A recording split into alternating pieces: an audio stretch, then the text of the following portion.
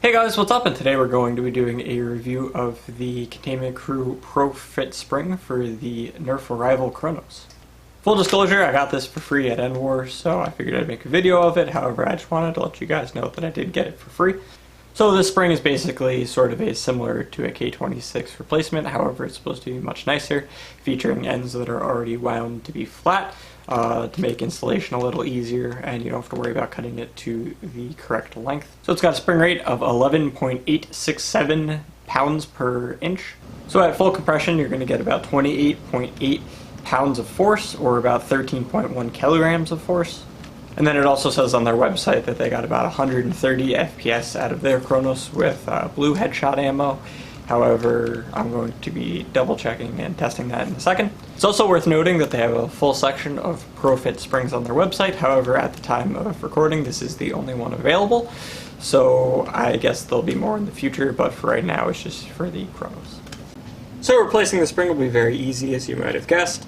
We're just going to open our Kronos, we're going to take out our catch mechanism, we're going to slide out the existing spring, and then we're going to put in our new Pro Fit spring.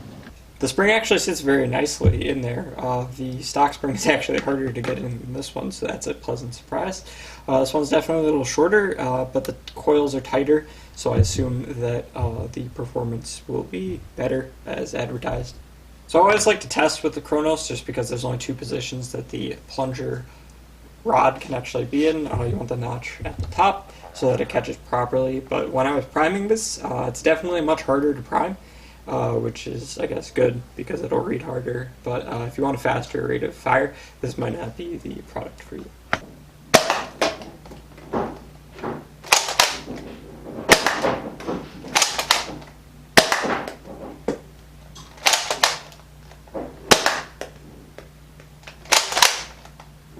So in stock form with pink headshot ammo, I was getting a high of 83 FPS, a low of 76, and an average of 80.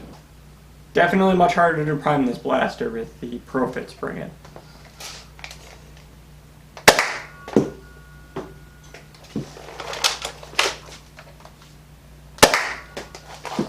So with the Pro Fit spring, I got a high of 125, a low of 121, and an average of 122. Very consistent. Again, that was with the same pink headshot ammo. So overall, as you can see, especially from the numbers, this part works pretty much exactly as advertised. It's very easy to install.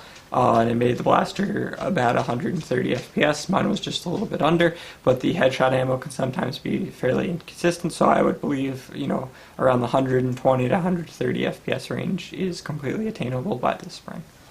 So, I mean, really there's not a whole lot to go over. Like I said, it's pretty simple, it works as advertised. The only thing to consider is if you want to actually go with the heavier spring or not. Although you're getting much lower FPS, it's very easy to prime. Whereas with the heavy spring, I even had a difficult time priming it, and once or twice just because I had just opened the blaster, and I like to lubricate the slide area. Some of the lubricant was on the slide and I accidentally double fed it because I didn't pull back far enough the first time. However, you can also get products like Greenhouse Gear makes a grip that goes on top of here that makes it supposedly much easier to prime. So something like that might help a lot. I haven't personally tested to confirm it, but having an extra sort of grip on the top to make it a little easier to prime might help this a ton if you plan on using a spring like this. Anyway guys, that's going to pretty much wrap up my review. Definitely think it's much easier to install than a K26. You don't have to worry about cutting it to the right length or the ends, catching on anything because they're already rounded in this case. So I think it's worth picking up over the K26 if you want to go for a higher power Kronos, or maybe something even like the Katana mag adapted Kronos. You might want a heavier prime for that, but I would also consider maybe getting a grip, or maybe I'll look around later on Thingiverse, see if anyone has anything available of that nature. As always guys, thank you for watching. I hope you enjoyed, and I will see you in another video.